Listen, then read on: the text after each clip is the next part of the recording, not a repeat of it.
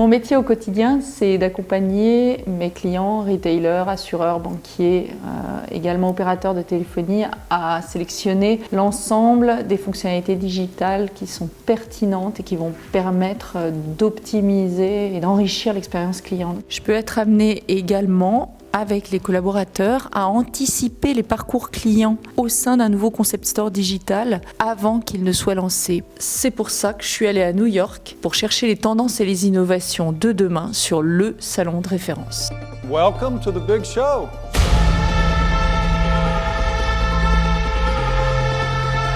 Generation of innovative solutions. Et j'ai complété par tout un store check avec la visite de concept stores qui sont réputés pour être des laboratoires de tests de l'ensemble de ces innovations.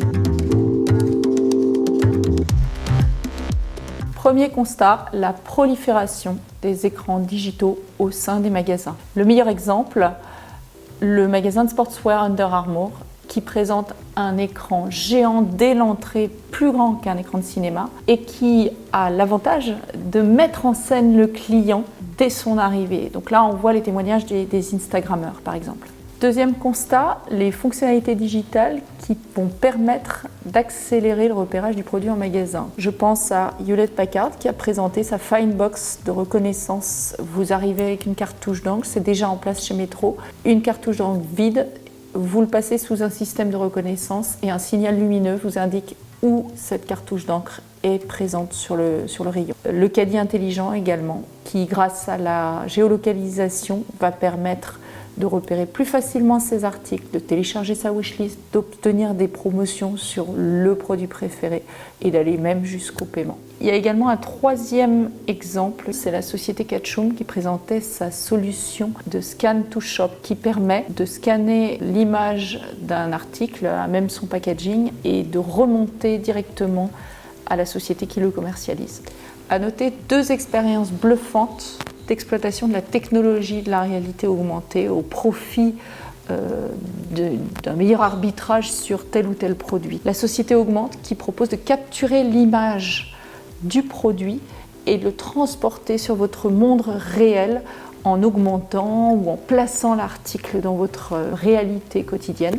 Une des grandes innovations repérées, c'est le casque HoloLens de Microsoft, qui est un casque de réalité virtuelle dans lequel on va pouvoir voir son produit à 360 degrés, changer les composants, changer la couleur, découvrir tous les bénéfices, tel un argumentaire. Ça présage également d'un monde sans écran, où on va pouvoir placer son produit, l'agrandir, le réduire, le déplacer dans son monde réel. Troisième constat, de très nombreuses initiatives qui se mettent au profit de l'optimisation de la phase de test et d'essayage du produit en magasin. Chez Pirch, un concept store dans le domaine de la cuisine, un simple écran digital va vous permettre de déclencher le test d'une vingtaine de pommeaux de douche, ce qui permet d'en voir l'usage.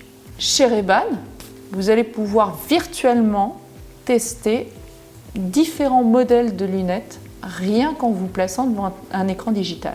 Chez Lego, dans le concept store de New York, vous allez pouvoir placer une simple boîte de jeux devant un écran digital qui va vous projeter l'image du produit monté et animé. Une innovation repérée sur le salon de la NRF, c'est la solution que Facecake vient de développer qui permet de mettre en mouvement un article que vous choisissez sur un écran digital sans en avoir fait pour autant 360 photos à 360 degrés. Également, le tant attendu miroir connecté. Dans son usage personnel, il est déjà en vente chez miliboo.com, il s'appelle Echo et il a été primé au passage à Las Vegas, mais dans son usage professionnel, je l'ai découvert chez Rebecca Minkoff, il a été présenté en innovation chez Hewlett-Packard. Comment ça fonctionne ? Vous entrez avec votre article que vous voulez essayer dans la cabine d'essayage.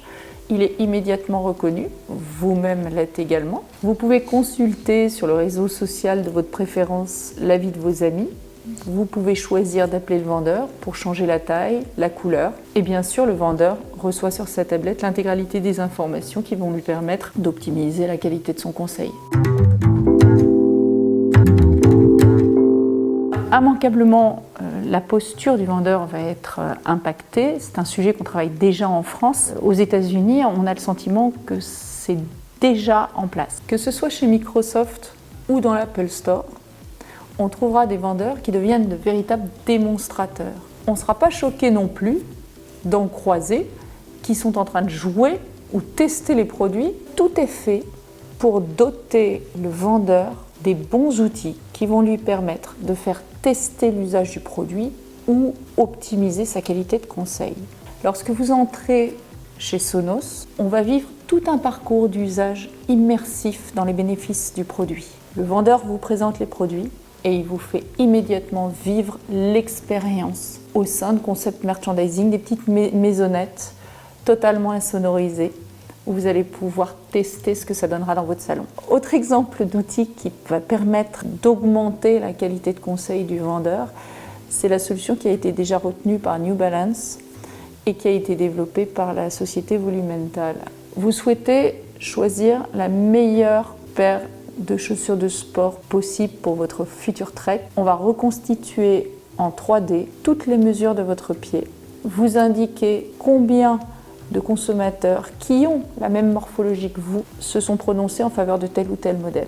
Enfin, bien sûr, l'un des principaux enjeux de la relation client, ça va être de donner toutes les clés aux vendeurs pour personnaliser la relation client. Parmi toutes les solutions, il y en a une qui a retenu mon attention, c'est celle de Tulip Retail. C'est une plateforme iOS qui est très user-friendly, qui va permettre le recensement de l'ensemble et la consolidation de l'ensemble des informations nécessaires à la personnalisation de l'acte de vente par le vendeur. Ce que le client a fait sur les réseaux sociaux, les rendez-vous qu'il a pris, l'ensemble des achats passés, regroupés de façon très visuelle et très ergonomique. Cumulées les unes aux autres, toutes ces fonctionnalités digitales vont transformer progressivement les parcours clients, avec plusieurs mises en garde. Déjà, quand on les sélectionne, il faut penser aux différents usages et non pas à la solution, le digital pour le digital. Deuxièmement, il faut que ça marche quand c'est en place en magasin. Et enfin, préparer les équipes de vente à cette grande transformation. Et c'est ce que nous faisons au quotidien.